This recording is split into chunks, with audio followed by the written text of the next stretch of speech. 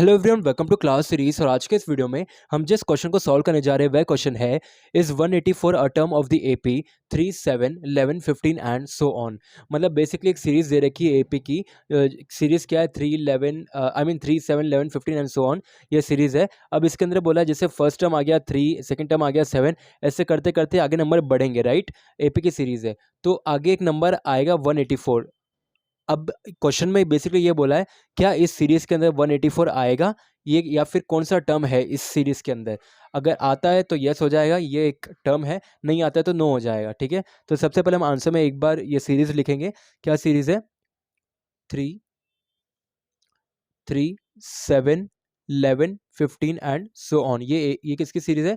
ये बेसिकली आपकी एपी की सीरीज है। इसके अंदर से हमें क्या क्या डेटा मिल सकता है? A is equals to first term जो कि हो जाएगा 3, देन हो जाएगा difference is equals to T2 minus T1, मतलब second term minus first term कितना हो जाएगा? सेकंड टर्म क्या? 7 माइनस 3, 7 माइनस 3 कितना होगा? 4 होगा बेसिकली। तो डिफरेंस हो जाएगी आपकी 4, और ए की वैल्यू जो कि है फर्स्ट टर्म हो जाएगा 3। अब क्वेश्चन में क्या बोला है? Is 184 a term. टर्म मतलब एन की वैल्यू फाइंड आउट करनी है, कौन सा टर्म आएगा, ठीक है। And t n is equals to 184 अपना हो चुका है, राइट। अब एक बात मैं बताता हूँ, अगर अपन को आंसर एन की वैल्यू फ्रैक्शन में आती है तो बेसिकली सीधा क्या मतलब होता है? N is not a term of this series. अगर नॉर्मल वैल्यू आती है एन की, जैसे fifth term, seventh term, twelfth term, तो वो मतलब बेसिकली वो एक टर्म है इस सीरीज का, राइट।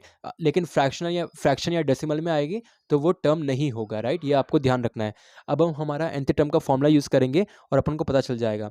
करते t n is equals to a plus n minus one into d. तो टी एन की वैल्यू क्या है? 184 इज इक्वल्स टू ए की वैल्यू क्या है? 3 plus n minus one, n तो अपन को फाइंड आउट करना है, n minus one into d की वैल्यू क्या है? 4, राइट। अब हम इसको आगे फर्दर करेंगे।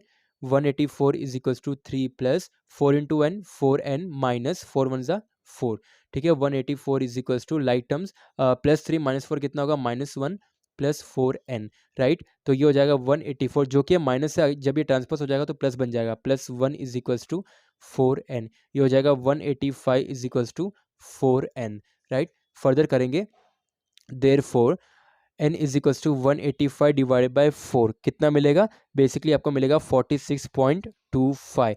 तो फिर मैंने आपको क्या बोला था, अगर ये डेसिमल या फ्रैक्शन में आए तो n will be not a term of this series, ठीक है।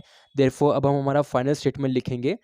therefore 184 is not a term of the given AP series, ठीक है। so this is your answer।